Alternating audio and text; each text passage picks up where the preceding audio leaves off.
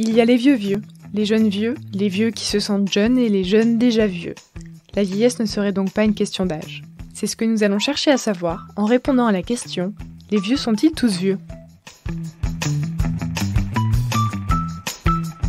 Vous écoutez Culture G, votre dose de culture gérontologique pour comprendre les vieux. Ce podcast vous est proposé par Sociogérontologie en partenariat avec Domitis.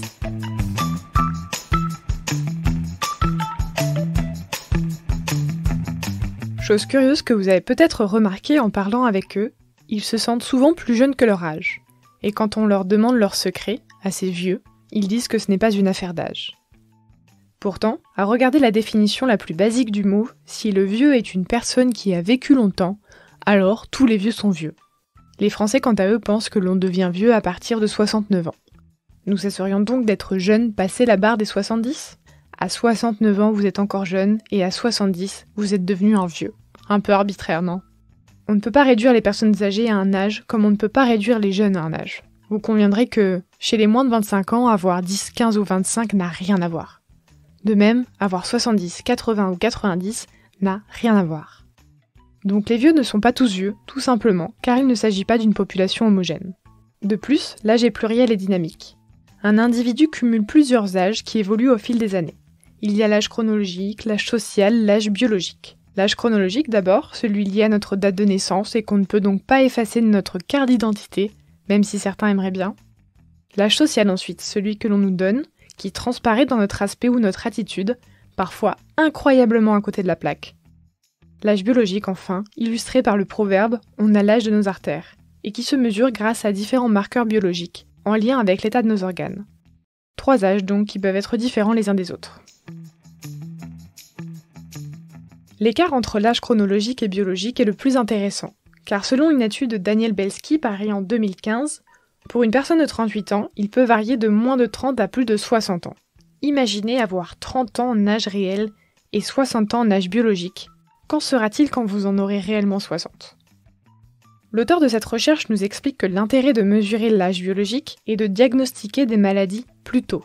Ce faisant, nous pourrions mieux prévenir les maladies et surtout ralentir notre vieillissement. Voici pour le corps et l'esprit dans tout ça.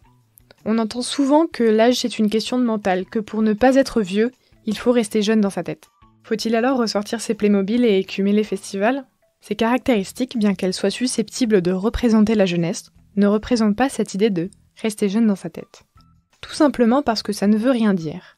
Cet abus de langage a servi à créer un antagonisme entre jeunes et vieux, sur le simple principe que l'âge serait un déterminant suffisant pour qualifier une activité. Cependant, une idée se cache derrière cette expression. Vieillir, nous dit Antoine Gérard, c'est devoir vivre avec les contraintes de l'avancée en âge en ayant de moins en moins de ressources pour y faire face. Cette phrase illustre le point de départ des différents parcours que l'on peut suivre lorsque l'on se retrouve face à sa propre vieillesse. En vieillissant, certains décident de se mettre au sport quotidiennement pour rester en forme. D'autres, d'acheter un smartphone et utiliser les réseaux sociaux pour rester en contact avec leur famille. D'autres encore de s'inscrire à un club pour éviter l'isolement ou de déménager en résidence senior pour se faciliter la vie. Chacune de ces actions a pour but de contourner ces contraintes que l'on rencontre en vieillissant en trouvant d'autres ressources. Ces personnes s'adaptent à leur environnement, changent leurs habitudes pour répondre à leurs nouveaux besoins. L'idée cachée serait donc cette capacité à s'adapter. Ces personnes âgées qui participent encore à des compétitions sportives, font du bénévolat, ou celles qui sont plus actives que vous sur Facebook, anticipent et s'adaptent dans le but de prévenir le vieillissement. Et c'est comme cela qu'elles restent jeunes en s'adaptant aux changements qu'amène l'avancée en âge.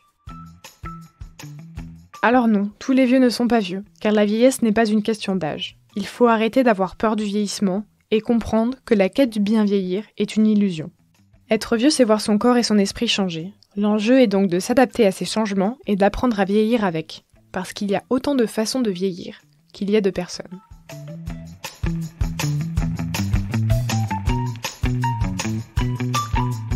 Retrouvez les sources utilisées dans ce podcast en description et je vous dis à la semaine prochaine pour un nouvel épisode de Culture G.